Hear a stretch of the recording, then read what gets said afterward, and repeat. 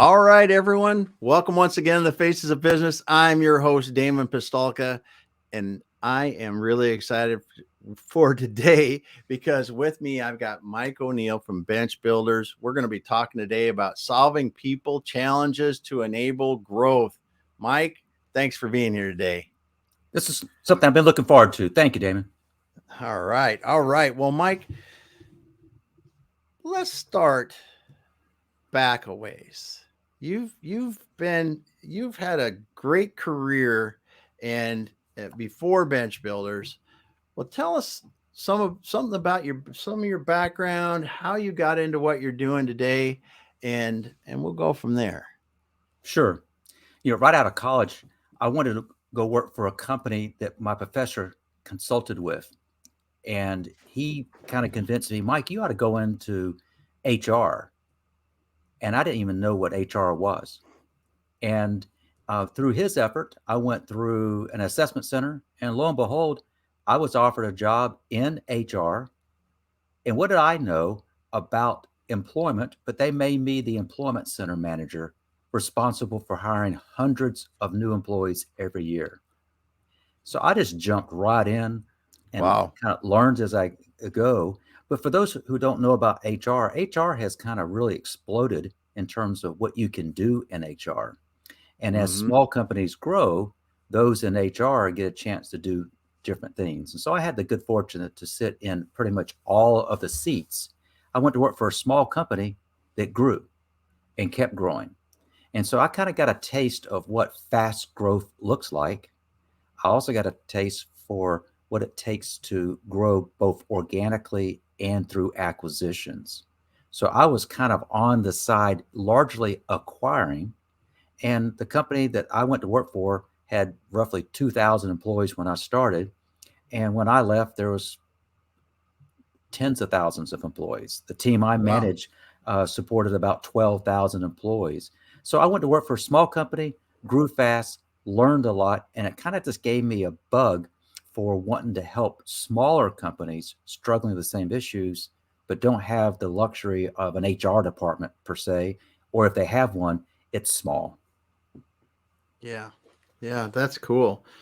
So, what were some of the things that hit you right out of college? If you're thinking back, that you were like, "Wow, this is a lot different than I thought." Yeah, I haven't thought about this in a long time. The first thing was, why would they let this 22-year-old be responsible for hiring? And sure enough, what you learn is there's a way to do it and do it right. And Mm-hmm. over the years, I lost count of how many people I was involved with hiring. But here's what I found, Damon, and that is I would hire them and move on to the next assignment. But I would encounter employees years later who would pull me aside and say, Mike, you probably don't remember this, but you gave me a chance. Mm-hmm. My track record wasn't that good, but you saw something and I came in and it made a difference. That really started to say, you know what? I am making a difference. It really means that I'm helping. And when people take the time and come and say thanks, that made an impression on me. I hope I've done the same thing because folks have come alongside me time and time again and mentor me. And I hope I've said thanks to them. That's so cool. That's so cool because if you do have the opportunity like you did out of college to do that, you probably didn't even realize what you were doing at the time. I didn't, and maybe never did, but I figured it out, at least to their satisfaction. Yeah. I did learn I didn't want to be an employment center manager forever either. Yes. Yes. So in the early days, what what were some of the hiring challenges that you really had in the early days? Well, I started in manufacturing. That's kind of where I cut my teeth. And Mm-hmm. manufacturing, we all know it's capital intensive, but if you don't have employees to operate machinery, it sits idle. You're making Mm-hmm. payments and you're not getting anything off that. I went to work in the flooring industry. I Mm-hmm. live in Dalton, Georgia. It is considered the flooring capital of the world. Yep.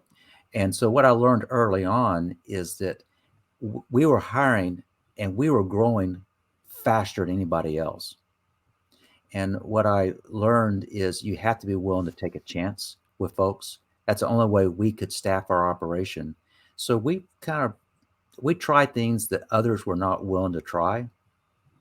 We gave people opportunities that others would not give them an opportunity. Mm-hmm. And so what we end up doing is attracting people who had a little bit of an edge to them. They might not look as good on paper, but they had a work ethic. And that's what we're looking for. People come in and work hard. Hopefully we'll take care of them, and that they would enjoy kind of a secure job, learn and grow in the company. And I had a chance to watch people start at the bottom and keep working their way up. And that's pretty satisfying when you can kind of see firsthand what this kid right out of college is able to do. It was humbling. Yeah. Well, and you make a great point. Um, there's a company here in the Seattle. I think they're on the West Coast now. It's called Mod Pizza. They might even be national. I don't know. Um, they make it a point to hire people that that are either recently have been incarcerated or have other kind of problems that is, and it's noticeable that these people appreciate the opportunity, the opportunity. And they end up being managers, they end up being executives, they end up doing great things in these companies. Not all, obviously, but they take a chance on people, and it pays off for them. And it's actually one of their core values, and one of their mission statement is to help people that are underserved be able to have opportunities like that. I think you were probably leading the pack a little bit there, because in manufacturing, especially, and in a competitive area where you were, I'm sure, going in that time frame, like you said, you could hire people when others couldn't, and it allowed you to expand faster than others could. And of course, what we were selling, it's not that we were the highest paying or had the highest Yeah, benefit value to them. What we were selling is opportunity. yeah, yeah. So I got to go here. I got to go here. So, because everybody, not everybody, but many people now are using these resume ATS scanners like this and all this kind of thing. And I mean, I love technology. I'm a geek. I love that kind of stuff. But do you think we've lost a lot? I'm going to say a lot, lost a lot of the ability to take a chance on people because we've tried to automate the hiring processes so much? No question. I went to work for small companies that got big. Big companies pride themselves on embracing this technology, but they also are kind of overrun. I've got a bias, and my bias is if your technology is looking for certain keywords, then what do you teach the applicants to do? To pepper whatever their paperwork is with those keywords. It doesn't make them the best qualified. They've kind of gamed the system. Mm-hmm. And so when I was managing employment and recruiting, yes, you have to meet the criteria. They have to have Yeah. minimum Yeah. qualifications, but you're hiring individuals, and it's more than a piece of paper. And so my encouragement to the staff is go a little further, dig a little bit deeper, get beyond the facade of the paperwork. That's my bias. And what I would say, I think it ends up with a better results. It's not as sexy, but it gets the job done. Yeah. Yep. Yeah, I agree. I think that, yes, they could set up right. They can still scan the right way, like you said, for minimum requirements and making sure those things are in there. But going beyond that paperwork, getting beyond that to see the person that you're actually talking to understand, because they may not have written their resume the best. They may not, they may not be good at that, right? And depending on the positions you're hiring for, that may be far from their core skills. Yes. And we know today in the companies that you help, I'm sure they're having trouble hiring the people they want to hire. No And question. It's gotten worse. yeah, yeah, that's what I've heard from our clients, and some are just crazy over the top now trying to hire. It's just like, oh, you have a position open for a year. It's like, whoa, how can you do that? But um So as you're talking to people today, now we're talking about solving people challenges, enable growth, and you're helping with bench builders, you're helping people process systems.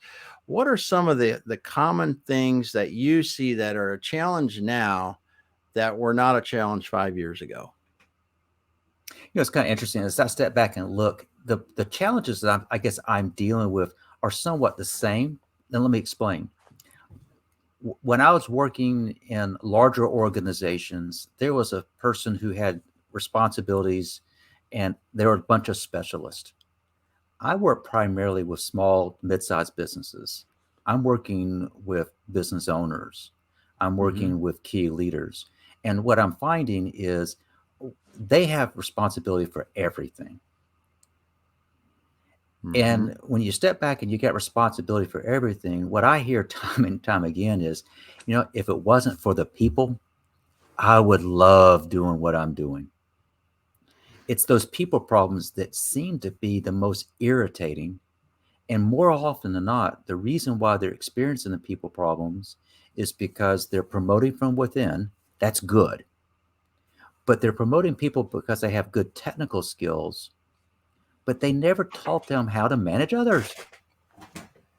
And so, what we do at Bench Builders, it really isn't sexy, but we kind of focus on the fundamentals. And the fundamentals are making sure that the people who are leading others know how to do that and have confidence in doing so. And we make the assumption that they know how to interview. We make the assumption that they know how to share with employees expectations. We make a lot of assumptions, and it's usually wrong. So, what Yeah. I would say to you is training, boring as hell, but people skills training that's practical. Forget the theory, practical approaches to managing others that when they leave that classroom, or if it's virtual, we can do it just as well, they can go Mm-hmm. out and apply what they're learning right then and there. So, what I would say to you, what have I learned? People need to understand that what they're doing, it's important. For most organizations, the employees' understanding of what the company is about is not found on a website.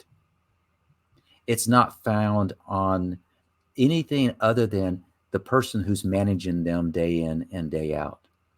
And if that person treats their employees with respect, then what you're going to have is a supervisor who is going to get more productivity, it's going to have lower turnover, they're going to get the job done, and you can promote them to do it at the next level. So, what I have found, I've had the good fortune in my time to work with some very well known brands. Mm-hmm. And you would think these well known brands would be doing what I'm describing well. They don't. They do technical training real well, but they overlook what we're talking about right now. So, one of our niches is people skills training for first line supervisors. But here's what I'm probably most surprised about. Back to your question, those supervisors who get promoted with weak people skills, they get promoted and they never learn them, and they get promoted again. And so what ends up happening is you got people in key decision making roles, and they never really learn how to manage people. So Mm-hmm. what happens is the sweet spot for people skills training is bigger than you realize. It's not just line supervisors. It goes up, and you've got to give those people further up the organization safe space to learn those. And you do it in a creative way. You don't send them to school because they don't know. They participate because we're asking them to reinforce concepts that their subordinates or people two Ah, levels below are learning. So you yeah. take a little different tack with them, but the concept is the same. So what I would say to you, there's one aspect, and that is learning how to manage others. Training is a key component, and coaching has become another key component as well. I'm an executive coach. Mm-hmm. There are a lot of executive coaches out there.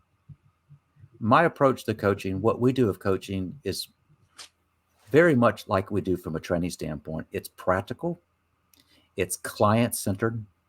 And my job is simple: listen well, ask insightful questions that will enable them to accomplish their goals. It's all about them. The goals that they're trying to accomplish might be goals for themselves or their team or their organization. So if I'm working one on one with a leader, it could be a manager, it could be a director, it could be an owner. They have set goals for themselves, oftentimes that are pretty high. Mm-hmm. So in my coaching relationships, I'm acknowledging they too struggle with the same issues we're talking about right now. Mm-hmm. I just got to give them a safe space to kind of work through that. But then they have the added responsibility. When you own a business, all of the burden is on you. Mm-hmm. And at least in my experience working with owners, they feel it. Yes. And if you are in a trust relationship with these owners, they've got to have somebody they can just be real with. But they take the burdens home with them. Mm-hmm. And so what I try to do in my work when I'm working with leaders is give them safe space. I'm not a counselor. I'm not there to pat them on the back, but I am there listening, hopefully asking questions that gives them insights. On occasion, it's my job to point out things that they can't see. And at times it's my job to tell them what nobody else dares tell them. Yeah. And the only way Yep. that's going to happen is that they see that I know what I'm talking about. I'm not some corporate HR guy. I'm real. I'm a fellow business owner. I understand business. And if they can trust me, then we can dig deep and they can get things done. Yeah. It's interesting because in preparing for this, one of the questions that I, because you're talking about solving people problems, and without even asking about it, you went to one of the things that I was going to ask about, and that is leadership investment is what I wrote down. But you're talking about it. I think this is one of the things that we see as we're helping companies with what they can do, to help them scale or whatever they're trying to do from a operational perspective, is that we get people like you said it to a T, technical. I mean, you can have PhD level people, technically just off the charts, but they've never been taught how to lead, how to talk to people, how to inspire a team, how to develop others, because they've been focused on their skill set and doing that. So when you look at this, do people see this fairly quickly once you start to uncover, or is it something that you really have to work a lot on to get people to go, wow, I never thought about this part of developing these people in these ways to give them these skills because we just assumed it was there? And is it a hard thing to get them to go into, or is it generally pretty easy once you get going down the road?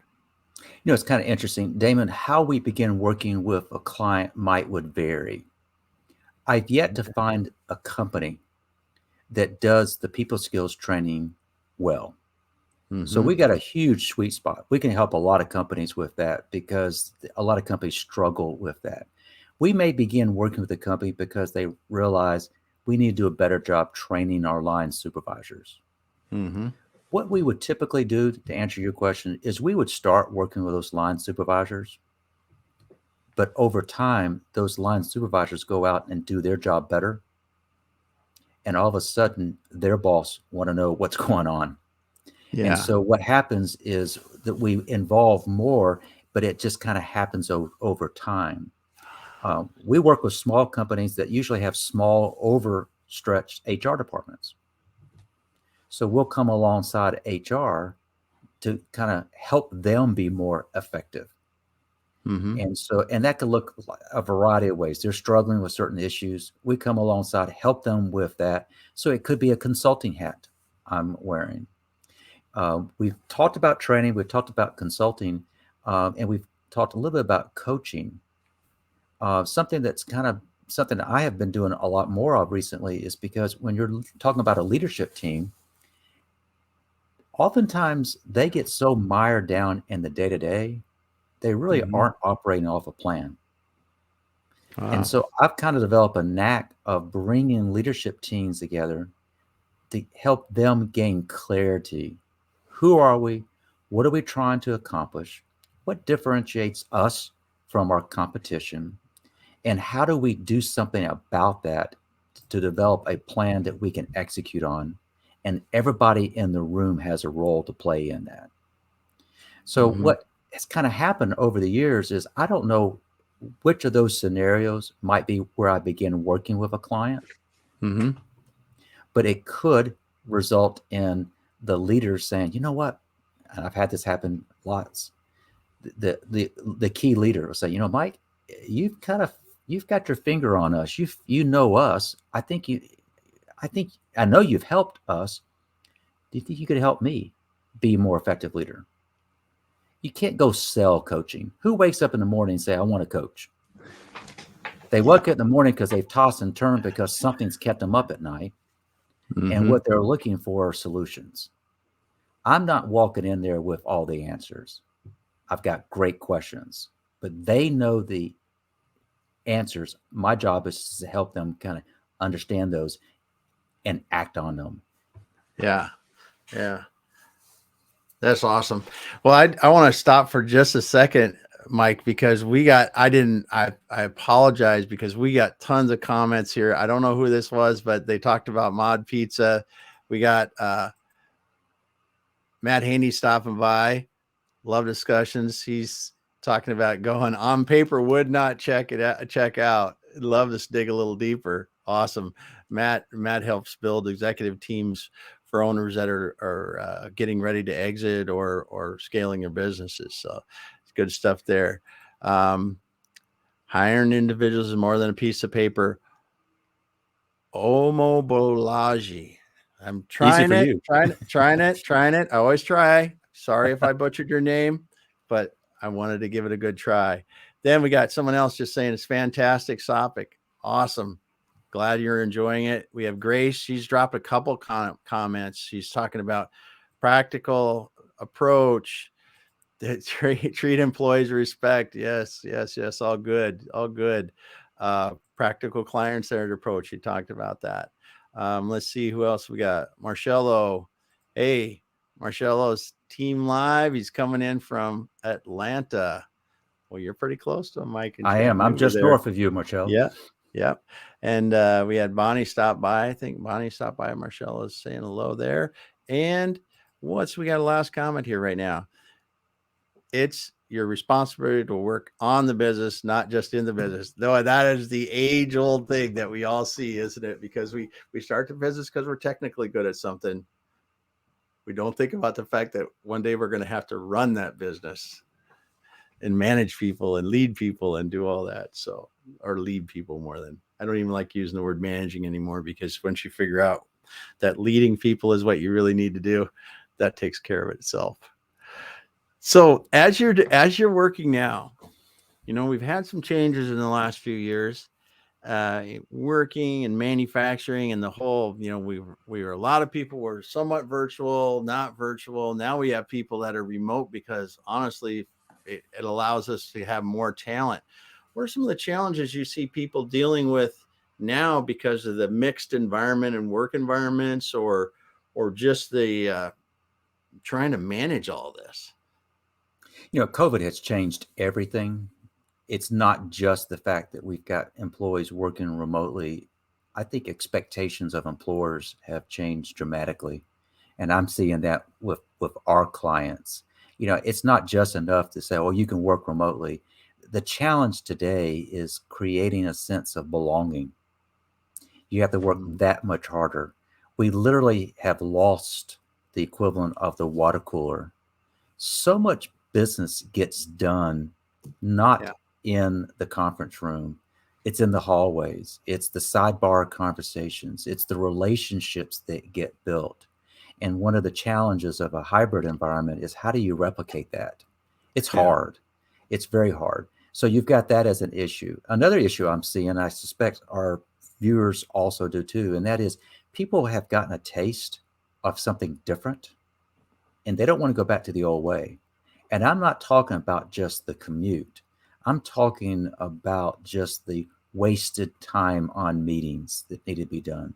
People are realizing that if you've got the right people in the right roles, they can be far more productive if they're not having to do the things that they were having to do.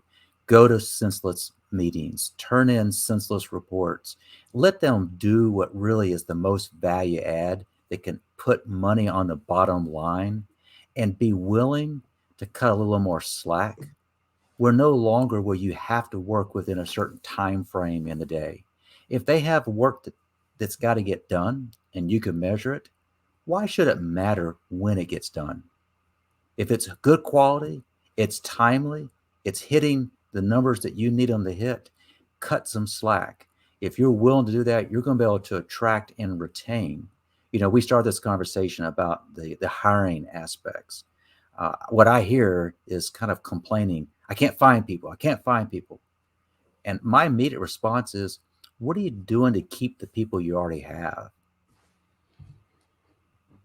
Yeah. And if you focus your energy on keeping what you got and investing in them by just giving them learning opportunities, growth opportunities, give them a sense of they're part of something bigger and they can make a difference. That is the challenge that we have nowadays. We've got to be better at what we do as leaders because people have far more choices. Wow. That's great. So that I think you hit it too. From what I hear people talking about, what I see in our own clients is really is about we have to create that sense of belonging, and people have to see that they are going to have opportunities and for growth and learning and being part of something bigger than themselves, or it's just you don't get this stickiness of retaining and people like you will if you can create that. And I'm it's seeing that term belonging come up a lot more regularly. It sounds touchy feely, and it yeah, kind of is. It's yeah, hard to kind of quantify, but when people feel that they're valued and that they belong with those they're working with, get out of their way. They're yeah, gonna yeah. they're gonna just take on whatever needs to be done, but you got to give them that opportunity to have that sense of belonging, to create that sense of I'm part of something bigger than just myself. Hmm.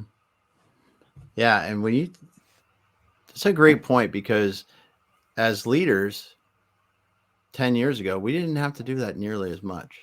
No, I mean, hey, you got a good paying job. We treat you fairly. Um, we're in a good, we good benefits, whatever the heck the things are. And you're right now, it's really the companies got to create that sense of belonging.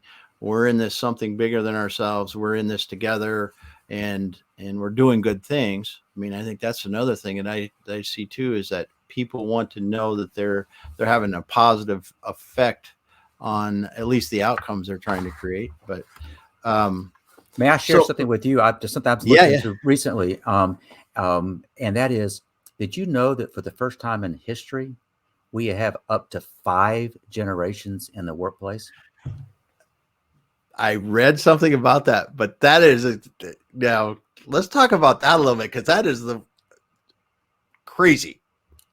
Well, it is. Let me tell you why I bring it up, and that is a generation can be defined of shared experiences and the like. Now, admittedly, the oldest generation, um, known more as the silent generation, there's like 2% that Yeah, fits that. But here's my point: these generational differences, they exist, but every generation, everybody wants to feel as if they matter. yeah, They want to feel as if they belong. And what organizations all too often does is they just kind of push aside people because they don't think they're relevant. And what they're missing is incredible institutional knowledge, incredible just wisdom, if you're willing as an organization to not just stereotype and you're looking for a certain niche, that you're going to find that you're going to attract diverse generations, genders, all types. But if you are willing to try those things, you're going to end up with an employee base that's far more enabled to go get things done because you're willing Mhm. to be open to that possibility. Does that make sense? It does. It does, because I think that we have all kinds of, and I'm going to use the word bias that we don't Mm-hmm. even know, Mm-hmm. and we're going to look at a position and we're going to say, listen, this is a developer. They're a software developer, right? And you go, well, someone that's 70 years old, probably they may have this bias that how could they be a good software developer if they're 70 years old? But it could be a very, very, very good software developer that has spent the time, got the experience, and is up to the latest, and has this plethora of knowledge that they can bring and teach everyone around them to be better. Or in the other case of it, and we talked about Mob Pizza earlier, someone that walks in and you or I don't have a lot of piercings that are showing and tattoos all over our face or something, but someone can walk in like that. They can be the best person that you're going to ever find for a position. They might be 24 years old and seem too young to do it, but they went a non-traditional route and they did something out of high school that someone else didn't do and went to college. It's like, we got to open up our eyes here and look for the best people for us to succeed, rather than someone that fits your or my or anyone else's box of what that person should look like on paper or in person. Because we're with, like you said, with the 5 generations, what you're saying hits the mark completely, is that we have to find the best people rather than the best fit for what we think that person looks like or Mm-hmm. is. It's and you started from the beginning. You're talking about, sometimes it's giving people a chance, but it's looking beyond the paper, looking beyond whatever into the person, into their deep into their experience to really understand if they're going to be a fit. Yeah. Good Well stuff. said. So what do you just love about doing what you do? I mean, you just go, whoo, this is good. Like, this is what gets me going. Um, I I won't obviously mention the client, but it's not a manufacturing client. It actually is a software client. And I'm working with their leadership team and we're doing an offsite. Mm-hmm. And you might think an offsite has a lot of trust falls and kumbayas and games and stuff. We went into basically a windowless room and we basically said, we're not going to leave until we have a plan that we can go execute on.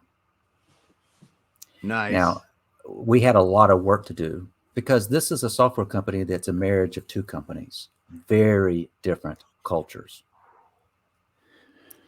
And as a result, what I had to do first is understand those cultural differences.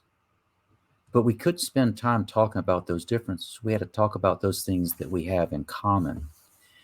What excited me is even though I spent 2 days in a closed door setting, we got a lot done, is I had the opportunity to develop relationships that were incredibly powerful. I got to be a little bit vague here, but we had just Yeah, yeah. spent 2 long days together, and I had the top leader said, "Hey, Mike, do you have 5 minutes?" This was 8 o'clock at night. Yeah. Well, about an hour and a half, we called it a night.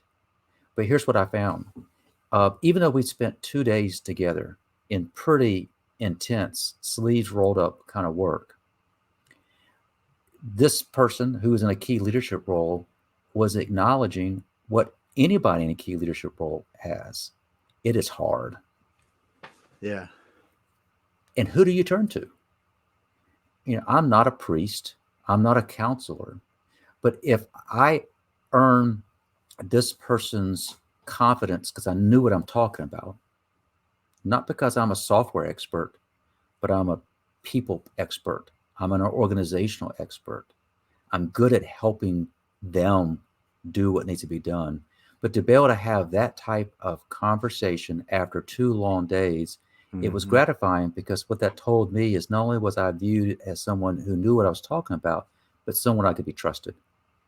And so you asked what kind of excites me is when I can enter into a trust relationship with a key leader, business owner, if you will, then I view that as I'm making a difference in that one person's life. Not Yeah. because they just need someone to confess to, but who can they run these ideas by? And so they need a sounding board. They need to understand that they can't solve all the problems. And they realize that they may have been a good manager, but now they want to be a great leader. And therein lies where kind of coaching kind of come in, help Yeah. them make that transition. And usually the best coaching clients are ones that are already doing well, but they want to up their game again. Yeah.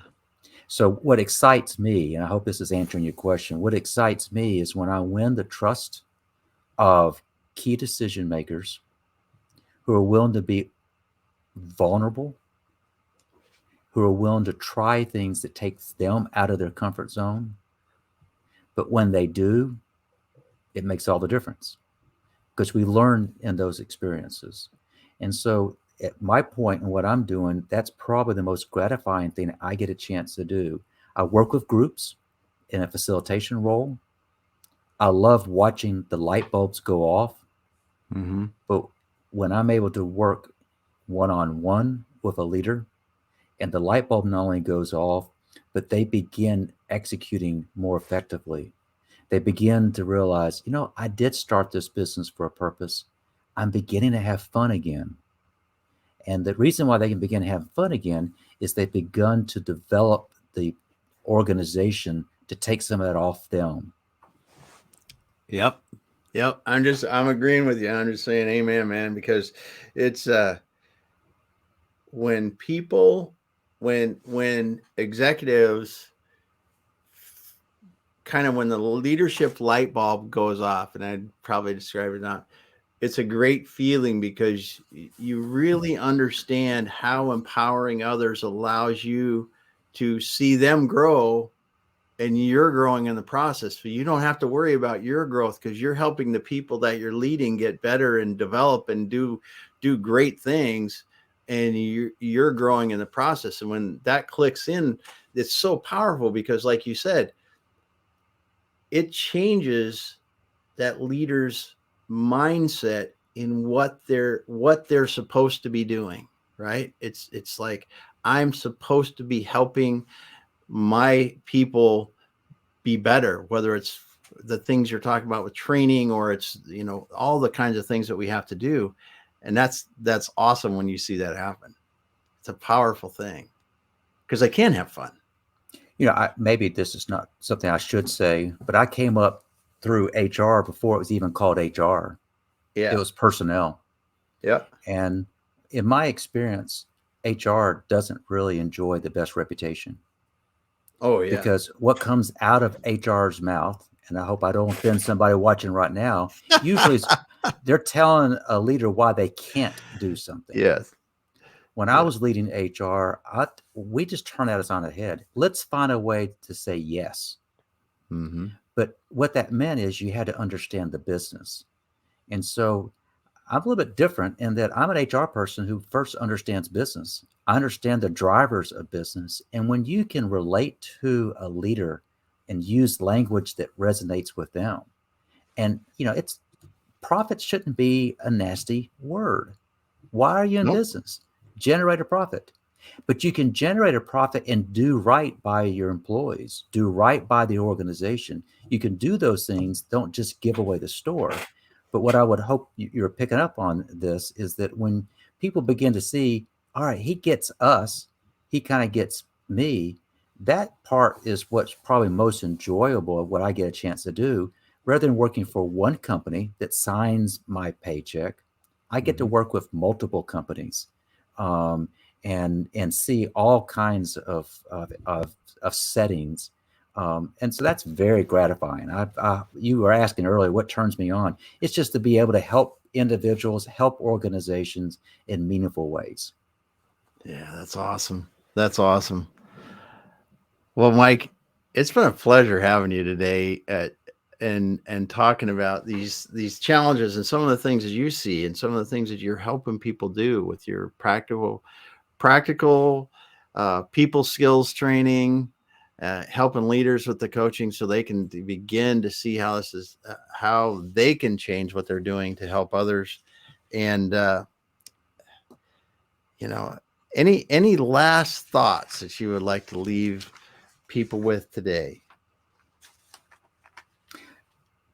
If I take your bait, I'll have to come up with something kind of profound. So let me let me No, it offer could be this. totally Um, not. Here's what I would find, and that is if people are taking the time to tune in live or watch this recording, my hat's off because they're investing in themselves.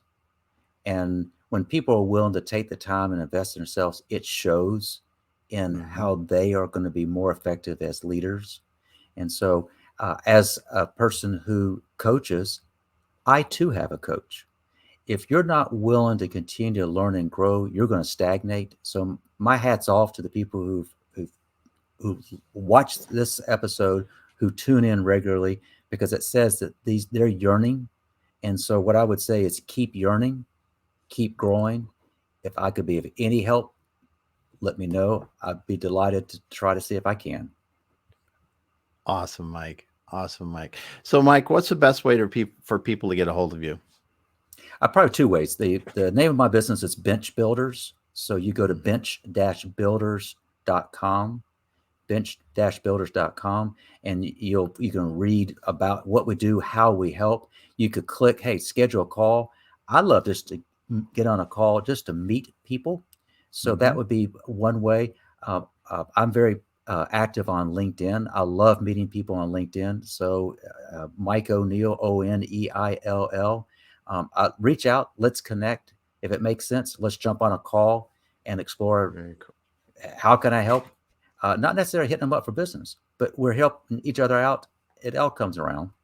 Yeah, yeah, good stuff. And I think you said one thing in the end, and you said, "Well, it's got to be profound," and you weren't going to come up with some profound, but you did.